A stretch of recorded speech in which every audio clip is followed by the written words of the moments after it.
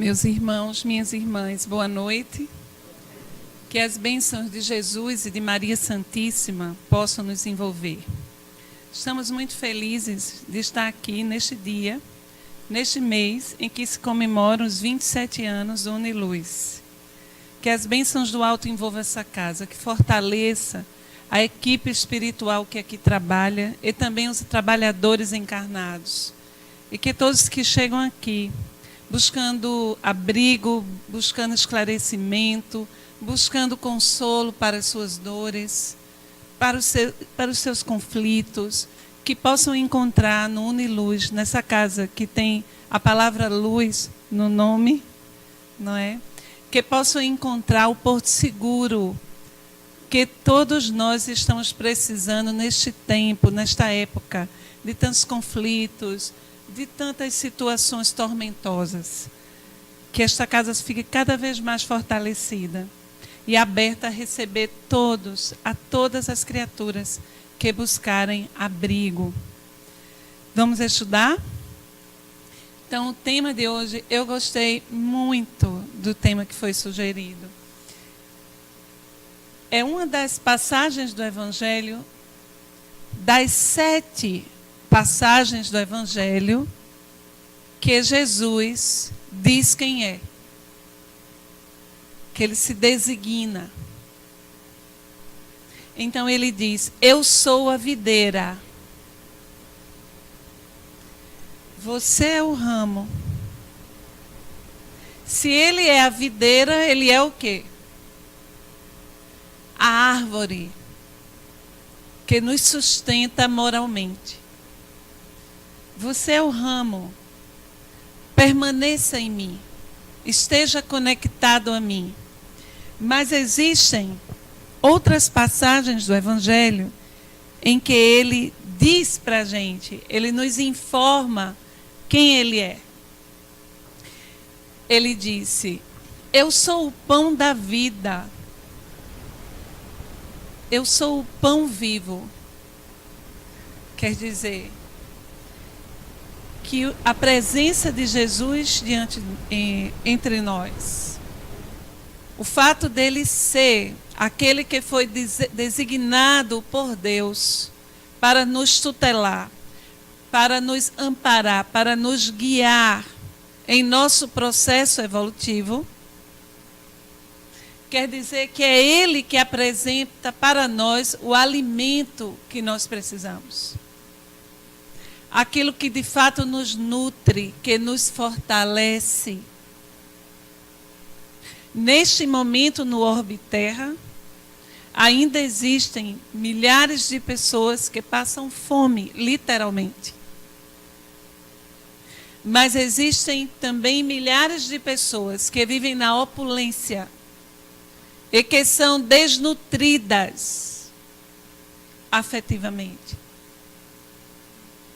Existem milhares de pessoas neste momento, neste minuto, se sentindo sem esperança, desamparadas, sem norte, sem sentido existencial, porque estão distantes deste alimento, deste pão que Jesus nos oferece.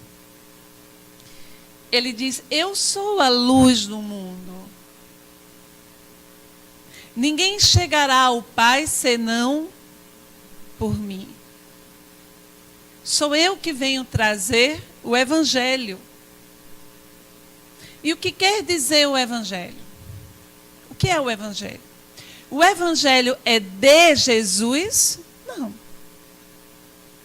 Jesus vem personificar, ele vem personalizar, corporificar o Evangelho. O Evangelho são as leis divinas, é a ética divina. São as leis universais, leis estas interplanetárias. Em todos os orbes da criação de Deus, em todos os planetas, dos mais evoluídos aos mais atrasados no proscênio, do universo, todos são regidos pelas mesmas leis, as leis universais. O Evangelho de Jesus é a lei divina. Então, tudo em Jesus é a configuração, é a presentificação das leis de Deus. Tudo nele. No que ele diz, no que ele fala à multidão, no que ele faz, inclusive nos seus silêncios. Então ele dizia: eu sou o filho do homem. Esse não está aí, não. Quando ele diz que ele é o filho do homem, ele está dizendo que ele é aquele espírito que alcançou tamanha moralidade, tamanha evolução ética e conexão com a divindade, com o Pai, que ele se filiou a Deus. Ele é filho de Deus. Nós estamos nesse vir a ser. Nós somos criaturas de Deus. Somos filhos também. Mas em pensamentos, em posturas, em forma de ser e de estar no mundo e ao mundo, muitas vezes nos desconectamos de Deus. Não parecemos ser filhos de Deus. Então somos criaturas de Deus em processo. Estamos construindo a filiação. Cada reencarnação nos possibilita uma aprendizagem, nos desperta, nos leva a perceber, a ampliar essa conexão com a divindade. E Jesus, então, é o modelo ético que o Pai, que nosso Pai, nos ofereceu. Por isso ele diz: eu sou o filho do homem. Eu presentifico, eu realizo a lei divina. Então nós que somos cristãos, nós devemos pensar Jesus nessa perspectiva ética, nessa dimensão humana. O que ele se fez homem, o seu modelo de homem, a forma como ele falava, a forma como ele agia, como ele se conduzia. Em sendo cristãos, devemos sempre estar nas situações existenciais, refletindo: o que Jesus faria se estivesse no meu lugar? Fosse Jesus, aqui nesta situação que eu estou vivendo, como Jesus se conduziria? Então eu vou buscar no Evangelho a postura, a conduta, como me conduzir. Isso é ser cristão. Agora, dizer que é cristão, frequentar templos religiosos, praticar rituais, aparência de ser cristão ou religioso, isso a gente já faz há muitos séculos. E essas posturas de aparência de religiosidade não estão valendo mais. E não é por outra razão que muitas criaturas nesse momento estão vivenciando o transtorno depressivo. Vivendo uma depressão maior, por exemplo.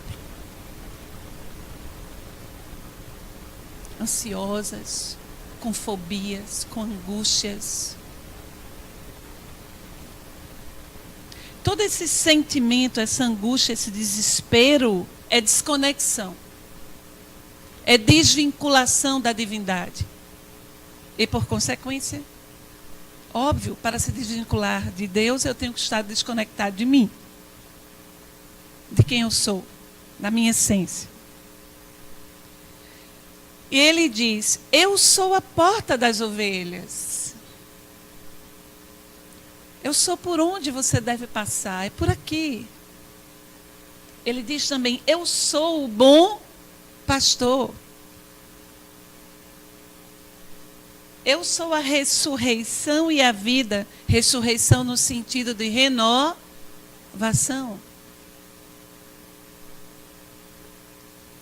Eu sou o caminho, a verdade e a vida.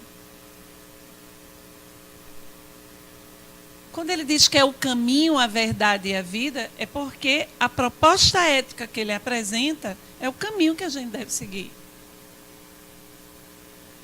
Pedro pergunta a Jesus: mestre, e eu gosto muito de Pedro, porque Pedro no Evangelho, procure as perguntas de Pedro, é a que você faria se estivesse junto de Jesus.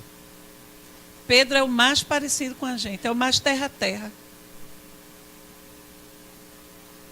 Senhor, porque eu penso, isso é inferência minha, que Pedro devia estar pensando assim, porque é verdade. Perdoar uma vez já é difícil, né? É complicado a gente perdoar uma vez, né? Então Pedro encontrou um número. Senhor, quantas vezes devo perdoar? Até 7 vezes, achando Pedro que estava abafando.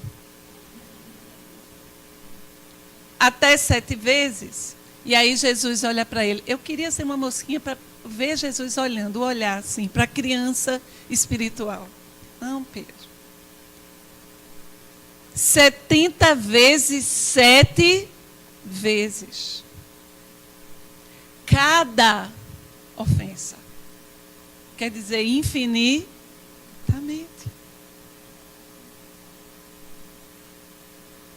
Isso é ética. Isso é ética. E como é difícil a gente seguir essa ética. Porque somos conduzidos ainda pelo orgulho, pela vaidade. Quando alguém nos fere, nos machuca, veja bem, é lei divina, inclusive lei natural, o instinto de defesa, o próprio instinto de conservação do corpo, e conservação de si mesmo. Não estamos querendo dizer que não podemos nos defender e nos afastar daquela pessoa que deliberadamente quer nos ferir. Isso faz parte do instinto de defesa. E é para você se defender. Agora, uma coisa é a defesa, é a proteção para que algo de ruim não aconteça. Que inclusive é caridade para com a pessoa do agressor. Porque se você evita que ele pratique o mal, mesmo que ele tenha a intenção, você também o ampara. Já pensaram nisso?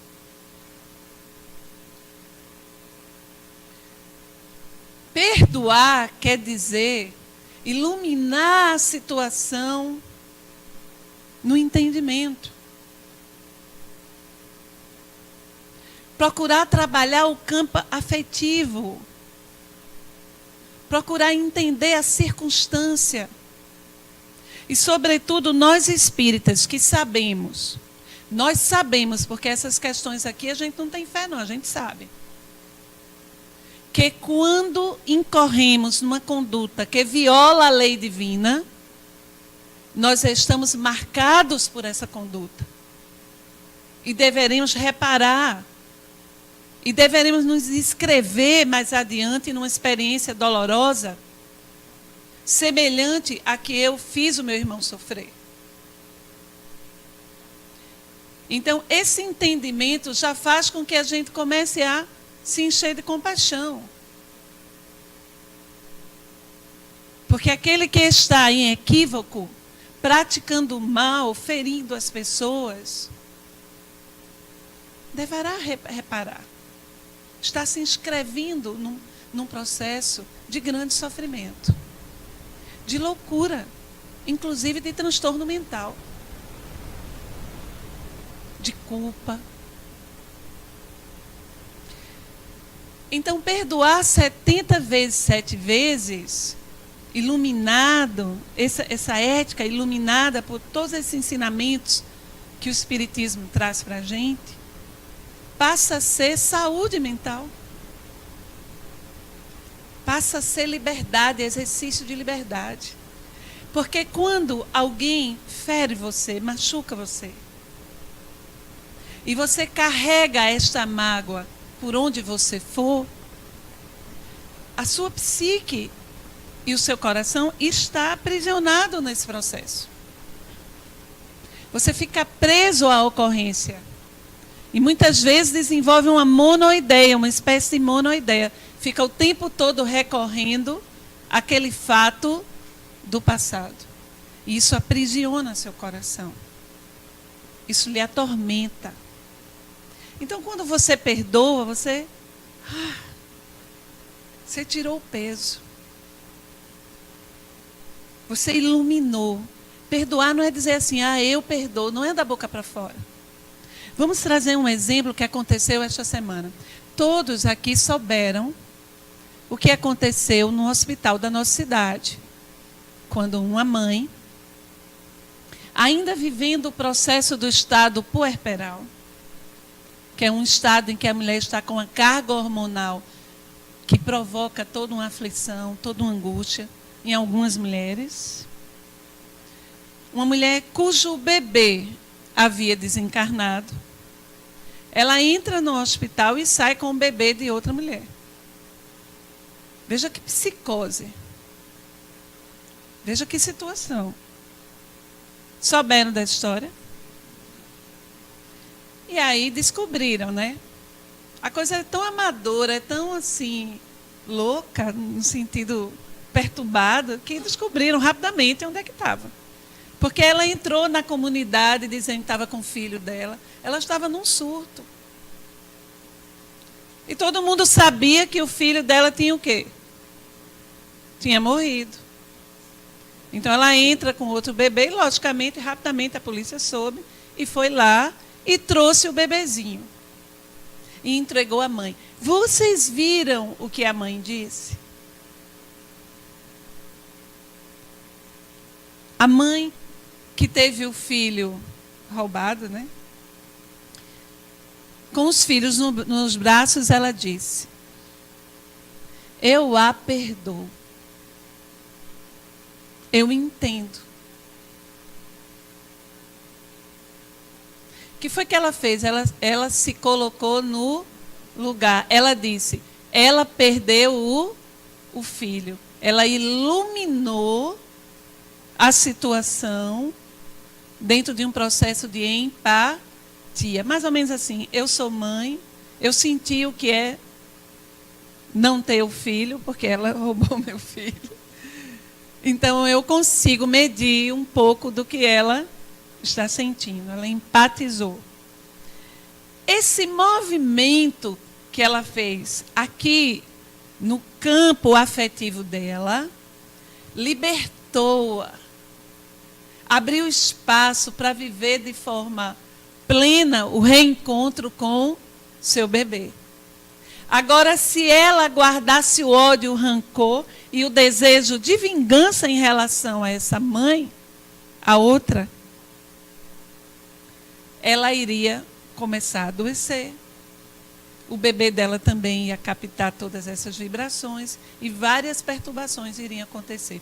E ela disse uma frase que está dentro também da lei de justiça. Ela disse, eu perdoo. A justiça, agora ela terá que responder perante a justiça. E a justiça vai avaliar a situação. O que é que estava acontecendo com aquela mulher? Quer dizer, ela se libertou. Então, quando você perdoa, você abre espaço afetivo no seu coração. Você se torna mais leve. Você adquire saúde mental. Agora, quando você vai arrastando aquela mala de ressentimentos, pensamentos automáticos amargurados, ficam fazendo com que você vivencie as situações nas quais você se viu ofendido, se viu machucado. E você fica, então, preso. É uma espécie de cárcere. Então, o primeiro beneficiado com o perdão somos nós. Porque adquirimos leveza, porque iluminamos nossa psique com entendimento. Aquele outro que violou a lei divina, ele vai se sentir bem com o perdão, sim. Ele se sente bem com o perdão, mas não vai libertá-lo da reparação. A justiça divina é restaurativa. Ela não é olho por olho, dente por dente. A justiça divina, ela vai colocar você, eu, qualquer um que nos equivocarmos, em posição de restaurar, de reparar o nosso erro. Compreende? Deus não pune assim, seja jogada aí no quinto dos infernos e fique aí para sempre. Deus não é assim, não. Lógico que se eu vivi uma vida desconectada da lei divina, lógico que minha psique, meu mundo interno, é todo atormentado. Eu vou me deparar com tudo que eu fiz. Mesmo que a sociedade humana não tenha ficado sabendo, mesmo que eu tenha fugido à lei da terra, eu vou levar comigo, porque tudo está inscrito na minha consciência. E aí eu vou ser atraído para um lugar onde estarão pessoas semelhantes a mim, com o mesmo quadro emocional, com as mesmas ideias, com o mesmo teor vibratório. E esse lugar, onde tem muita gente que odeia, que tem inveja, que é orgulhosa, que é vaidosa, não é um lugar bonito. É parecido com o inferno. Mas esse lugar ele foi construído pelas emanações psíquicas dos que lá estão. Mas estão lá temporariamente, são as zonas umbralinas. Já ouviram falar dos umbrais? Estarão ali temporariamente. Haverá um momento em que despertarão, em que procurarão orar, que procurarão despertar, e é o que eles vão fazer, eles vão ser socorridos, ser retirados desse local. Compreende? E aí vão recomeçar o caminho deles. Então Jesus diz, eu sou a videira verdadeira. Quando ele diz que é a videira verdadeira, ele se coloca para nós como aquele que nutre nosso processo existencial. Ele é a árvore que nos sustenta. É através da essência divina, nele manifesta, que eu me sustento aqui na terra. Nós estamos vinculados profundamente a Jesus. Quando você está aperreado, qual a primeira palavra que você diz? Diz até inconscientemente, qual é? Jesus, não diz? Então vamos lá, mais adiante. Eu agora estou preparando um pouco slide, porque eu já vi que não adianta. Não adianta. Eu preparo um monte de coisa e não leio nada. Agora estou preparando só uns 4. Estou sendo mais realista. Então, nós encontramos no livro Caminho, Verdade e Vida, psicografia de Emmanuel, escrito por Emmanuel, psicografia de Francisco Cândido Xavier, uma mensagem chamada A Videira, em que Emmanuel tece a seguinte reflexão. Deus é o Criador eterno, cujos desígnios permanecem insondáveis a nós outros. Nós não sabemos quais são os desígnios de Deus, mas sabemos que somos amados profundamente por Deus. Nós sabemos que Deus nos conduz e nos ampara. Em nenhum momento da sua vida se sinta só. Em nenhum momento se sinta desamparado. Porque Deus ama você. Deus sabe de você. Você é filho de Deus. Então existem desígnios do Pai para a nossa vida de espíritos. Existe um projeto de Deus.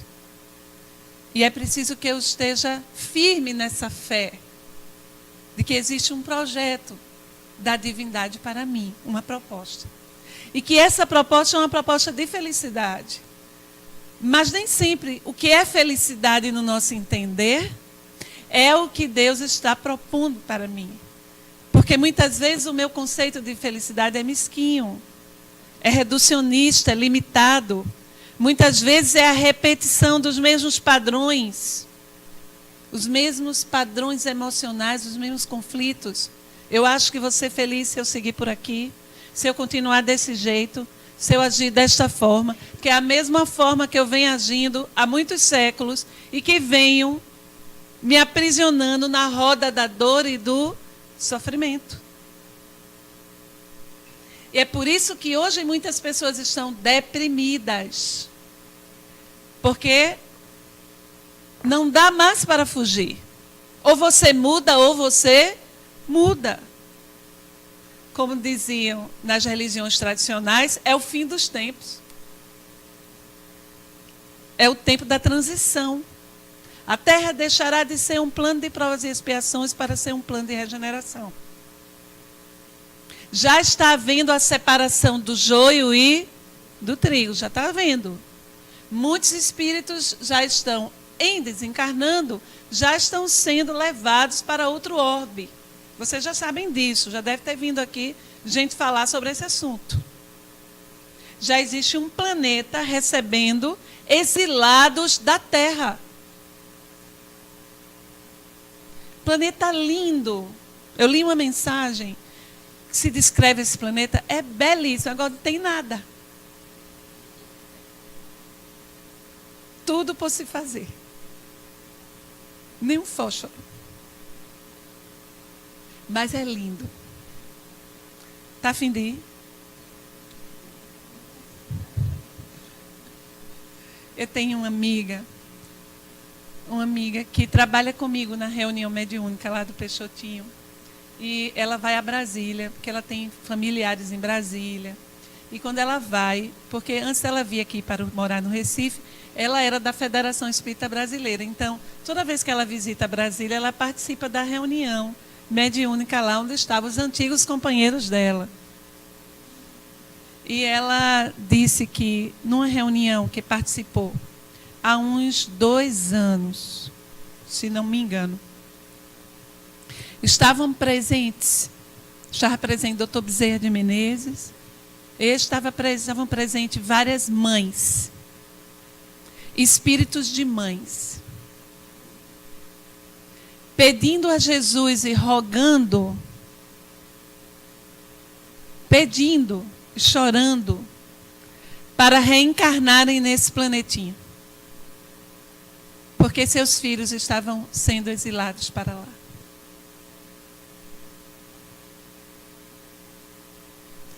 E elas queriam ir para ajudá-los. Só mãe, né? Pai também. Tem pai que pede também isso. Então, Deus tem uma proposta de felicidade para nós. Mas essa proposta de felicidade pede que deixemos, que nos livremos das velhas condutas, que iluminemos o nosso coração. A lei divina, ela está dentro de nós. Porque somos criaturas de Deus, a ética divina, ela perpassa as nossas artérias espirituais. A lei divina, ela não está num livro ali, numa prateleira, e nem pertence a nenhuma religião. Ninguém aqui na Terra criou a lei de Deus. A lei é de Deus. A lei divina, ela está incita em nós. Na questão 621, o senhor Allan Kardec pergunta aos espíritos, onde está inscrita, a pergunta é essa, a lei de Deus. E os espíritos respondem, na consciência. Eles não disseram, está num livro, na biblioteca ali, lá em Paris, ou em... Não. ela está na consciência. Isso quer dizer que quando eu violo a lei de Deus, eu me distancio da lei de Deus, eu me vulnero. Eu firo a minha essência. E posso, inclusive, enlouquecer. Entrar em grave estado de perturbação.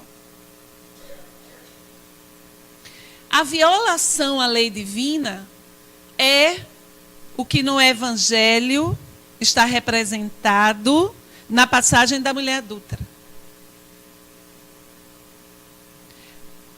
A violação à lei divina é uma adulteração da minha essência divina. Jesus dizia: vós sois deuses, vós podereis fazer o que eu faço. Então, o processo evolutivo, nas sucessivas reencarnações, me permite passar por experiências que vão me ajudando a pensar a lei de Deus. A lei de Deus, ela vai emergindo. Ela vai sendo pensada. E eu vou despertando, eu vou iluminando. Consegue compreender como é que se dá a evolução? E são as experiências que me permitem isso. Vamos ilustrar. Imagine que você vem, sucessivas reencarnações, sentado na usura. Seu psiquismo é de alguém que acumula riquezas, que tem dificuldade de doar, de dividir, de compartilhar.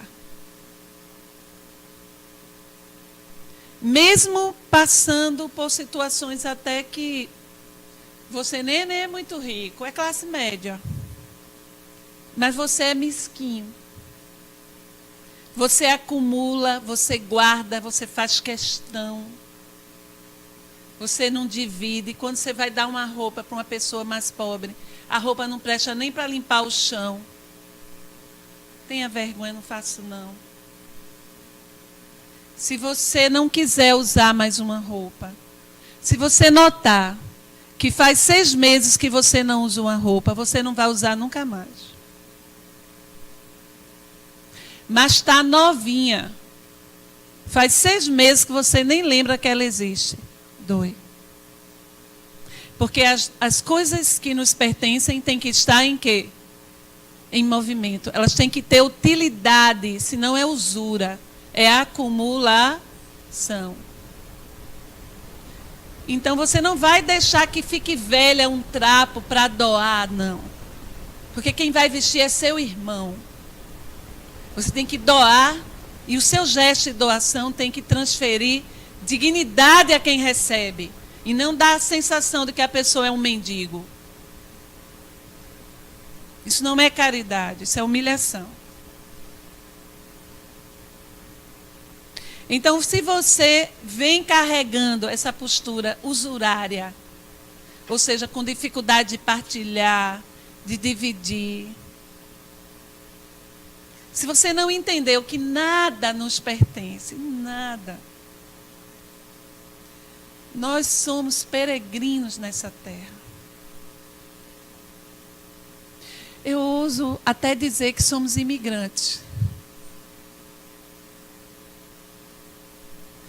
Nós estamos peregrinando.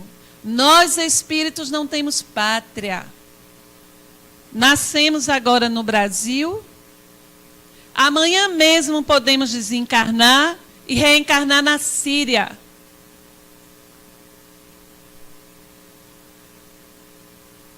Isso lhe choca?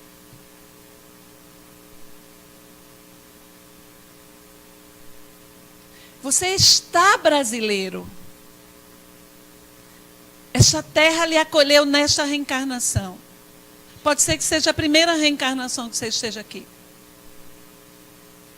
Pode ser que não, pode ser que você tenha vindo já de algumas reencarnações aqui. Mas amanhã mesmo você pode reencarnar em outro planeta, inclusive. Porque o espírito peregrina no Evangelho.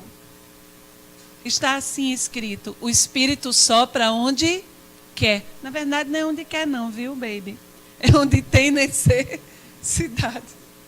Quer dizer, reencarna onde tem necessidade.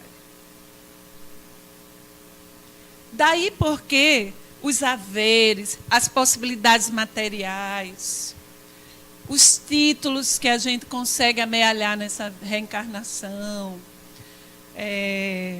a família na qual eu reencarnei, tudo isso é temporário. Me designa agora. Tudo isso integra a minha experiência agora, nesse momento. Amanhã eu estarei em outro lugar. Isso mexe muito com a gente, porque poderá ser que algumas das pessoas que eu sou super apegado aqui tenham outras necessidades evolutivas em outros lugares e eu vou me separar. Somos peregrinos e somos sóis. Nesse sentido, sim. O processo evolutivo é só. Se eu começo a pensar, já começo a chorar. Porque tenho muito meus apegos, né? Primeiro, já nasci logo em Recife, em Pernambuco, o melhor estado do Brasil. Deus me perdoe. Adoro aqui. Vê coisa linda, boa viagem, minha gente. Todo mês eu tenho que ir para São Paulo, gosto muito. Existem lugares lindos no nosso Brasil. Todo mês eu faço um curso lá. Uma vez eu estive no avião com essa criatura aqui. O avião não pousou em São Paulo por causa da chuva. A gente passou a noite no Rio, não foi? Que noite. Mas quando eu chego, que eu piso aqui, que eu respiro, que eu olho o mar, ai, Senhor, obrigada. Eu sou mameluca, sou de Casa Forte, eu era de lá mesmo. Adoro, amo isso aqui.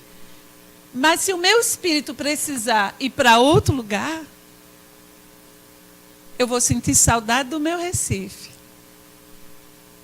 Mas eu vou para outro lugar. Eu vou porque é naquele lugar que eu vou ter a possibilidade de evoluir. Então, o espírito sopra onde tem necessidade. Então, todos esses apegos que nós temos nos aprisionam. E eu comecei a falar isso para falar sobre o usurário, não é isso? Então, isso quer dizer que todas as minhas experiências aqui vão me ajudar a me libertar desses vícios, desses conflitos que o meu espírito vem trazendo. Então, se eu venho usurário há muito tempo, apegado, eu vou passar por situações, experiências que me convocam ao desapego. Não tem gente que perde tudo. Até a pessoa diz assim, meu Deus, eu não consigo ter nada. Já ouviu gente dizendo isso? É a aprendizagem. Está passando, vê como incomoda. Eu não consigo ter, não dói. É porque não soube dividir, não soube compartilhar. Uma vez eu estava na Miroeira. Vocês sabem o que é a Miroeira? Acho que o povo jovem aqui não sabe o que é, não. A Miroeira era o hospital onde iam as pessoas com hanseníase. E a gente visitava. Eu visitava uma vez por mês, quando eu era bem mocinha. E eu lembro uma vez que tinha um senhor lá, bem assim, machucado, macerado pela lepra.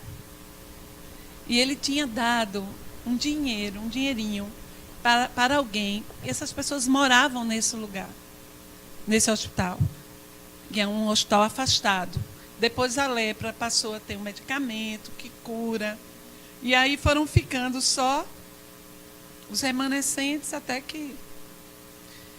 E aí essa pessoa pediu para alguém comprar açúcar. E aí o moço que foi comprar voltou dizendo, olha, não deu não dinheiro. Ele teve uma explosão assim de revolta. Ele explodiu assim. Ele disse, meu Deus, que tristeza, eu não posso comprar nem um quilo de açúcar. E ele falava com amargura. Eu estava com um amigo que é médium, clarividente. E ele descreveu a cena espiritual. Ele disse que aquele homem tinha sido dono do engenho próximo ali a Miroeira. Tinha sido senhor de escravos. Extremamente agressivo, egoísta. Por isso que engenho de açúcar, né, gente? Se fosse 1 quilo de farinha, talvez doesse menos. Mas o açúcar remeteu à memória espiritual e o tormento que ele estava passando. Exatamente para que ele começasse a despertar. Então, preste atenção a você, se conecte a você. Como você está? Você continua usurário, apegado, guardando tudo? Fazendo questão, com um pantinho para dividir as coisas? Você continua sem sentimento de fraternidade? Quer dizer, só se conectando, só amando, se ligando àqueles que você acha que fazem parte do seu grupo, da sua forma de pensar. Isso vale para o momento político que a gente está vivendo, em que as pessoas estão se digladiando umas com as outras por causa de posições políticas. Como é que você está? Você está atirando pedra? Você está julgando? Como é você na rede social? Você destila ódio? Porque a rede social hoje é a arena. É o palco das lutas, muitas vezes.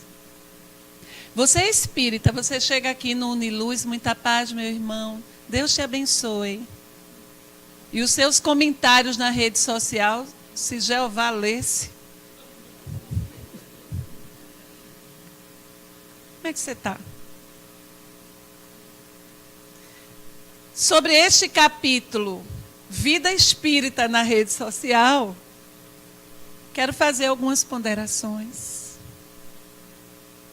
Antes de você repassar qualquer mensagem no WhatsApp, ou postar no seu Insta, ou no Facebook, aquilo virou um ninho de perturbação. Eu mesmo já saí.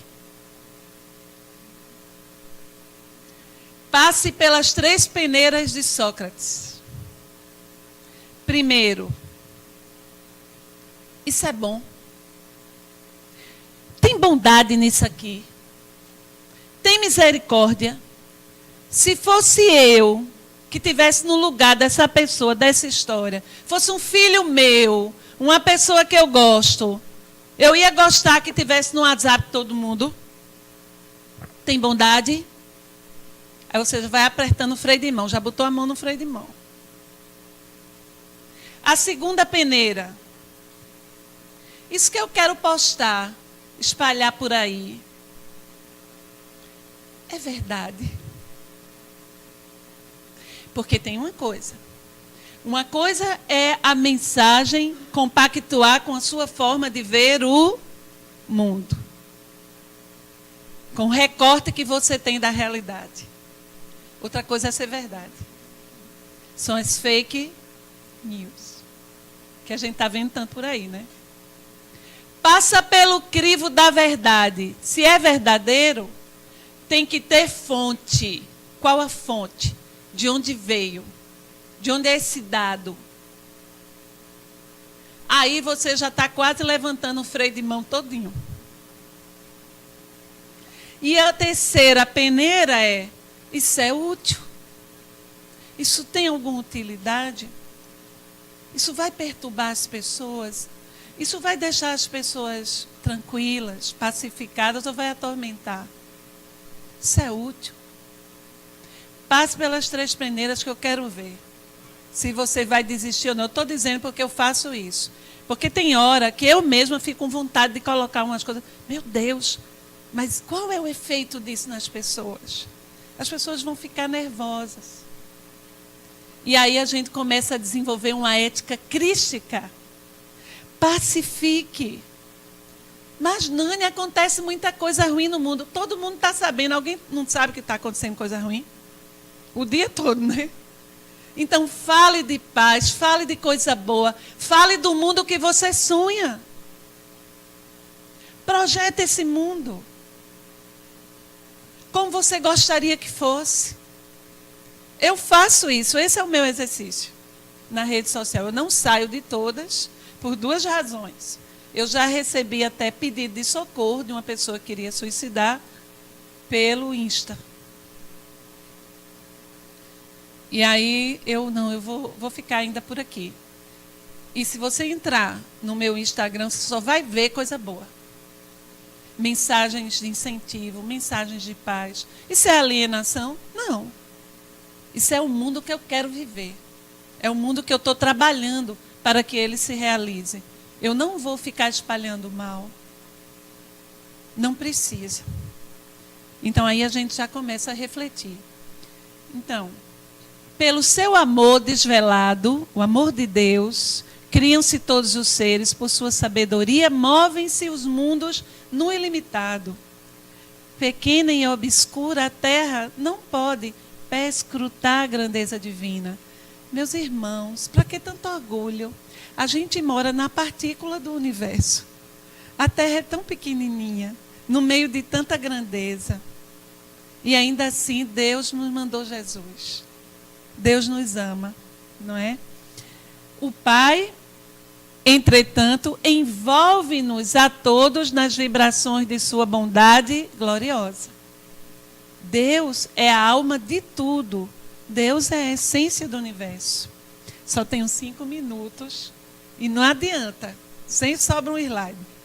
Vamos lá. Então, eu vou correr porque eu quero ler isso aqui.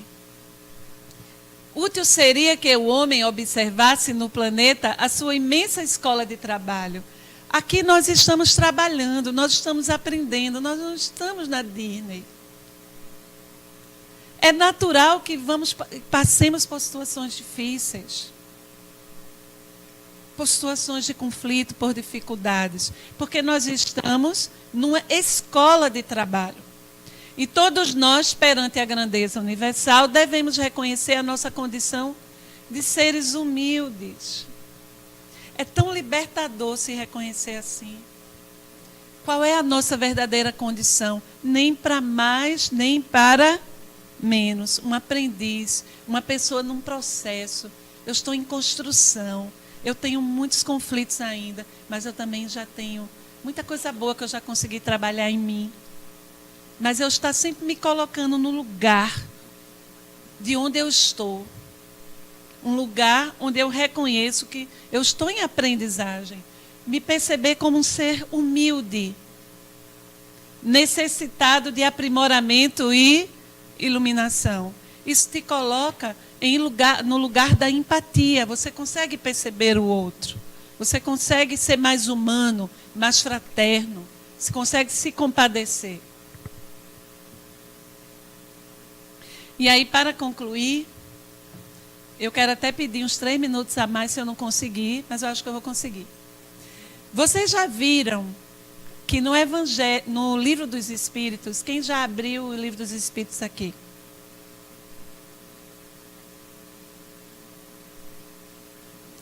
Vocês sabem que todos os dias eu leio 1 ou 2 questões do Livro dos Espíritos.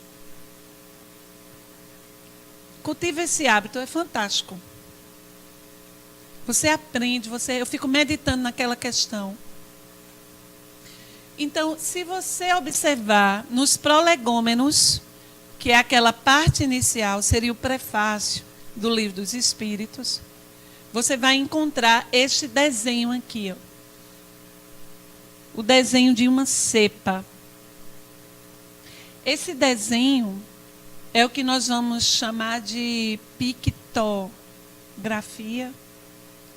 Não foi picto, porque picto é pintar. É outro nome. Mas foi um espírito que desenhou. Como? Psicopictografia. Obrigada. Então, o que é que acontece? Esse espírito que não se identificou pediu para que esta cepa fosse colocada nos prolegômenos, porque ela simboliza, ela tem um simbolismo.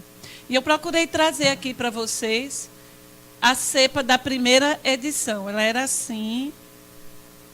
A da segunda edição, o design moderno, né? Isso aqui já é a gente, né? Então vamos ver. O Espírito disse: coloca no cabeçalho do livro a cepa que te desenhamos, porque é o emblema do trabalho do Criador, do trabalho de Deus. Aí se acham reunidos todos os princípios materiais que melhor podem representar o corpo e o espírito. O corpo é o tronco. O espírito é o licor da uva. A alma ou o espírito ligado à matéria é o bago. O homem purifica o espírito pelo trabalho. E tu sabes que só mediante o trabalho no corpo, ou seja, reencarnados, é que o espírito adquire conhecimentos, que passamos pelas experiências que nos são necessárias. Portanto, meus irmãos, como diz Peixotinho, que é o espírito benfeitor da casa onde trabalho, Peixotinho diz assim: hoje é o dia, hoje é a hora, hoje é a nossa oportunidade, hoje é o tempo que nos pertence. Aproveite cada minuto dessa existência. Se você estiver se sentindo desamparado, angustiado, melancólico, até com ideação suicida, temos visto isso diariamente. Procure ajuda. Procure alguém para conversar. Se você estiver sentindo dificuldade de enfrentar as situações da sua existência no momento, procure se fortalecer. Busque ajuda profissional de um psicólogo. Venha aqui, procure alguém para conversar. Mas não desperdice o seu tempo, a sua oportunidade, porque isso também vai passar. Eu estava conversando com um paciente que venho atendendo já há algum tempo, que chegou para mim com ideação suicida, ansiedade e depressão, um transtorno misto, sintoma dos dois. E a gente já vem trabalhando há algum tempo. E a gente tem feito exercícios de esperança. Trabalhando a esperança. Para que os pensamentos automáticos de desesperança, de desamparo que ele tem, a crença de desamparo e os pensamentos automáticos de desesperança sejam combatidos com essas ideias positivas de esperança. A gente tem feito terapia de esperança. E aí, na sua alta, eu disse para ele assim: coloque o barco na água. E ele olhou para mim e disse assim: mas eu não vou ter forças, né? Será que eu vou ter forças de navegar? Coloca o barco na água. Você vai ver. Só navegando que você vai descobrir a sua força. Mas eu não vou ver mais você. Em toda parte existem portos seguros. Você pode voltar aqui, ancorar seu barquinho. Mas você vai ter que colocar seu barco na água. Você tem que navegar. E aí ele foi. Está indo, ainda não voltou. Há um poeta português, esqueci o nome dele agora, eu queria que vocês gravassem isso nas lutas de vocês. Ele diz assim: caminhante, são tuas ruas o caminho, nada mais. Não há caminho. O caminho se faz ao caminhar. Isso quer dizer que existe um propósito de felicidade para todos nós, mas esse caminho é uma construção nossa. Sou eu que tenho que ser o artesão desse caminho, eu que tenho que enfrentar. O humano é só, já dizia Clarice Lispector. É só nessa decisão de caminhar, como o meu paciente, a decisão de colocar o barquinho frágil no meio do mar. Navegar, Fernando Pessoa, é o quê? Preciso. Viver é preciso. Muita paz, meus irmãos.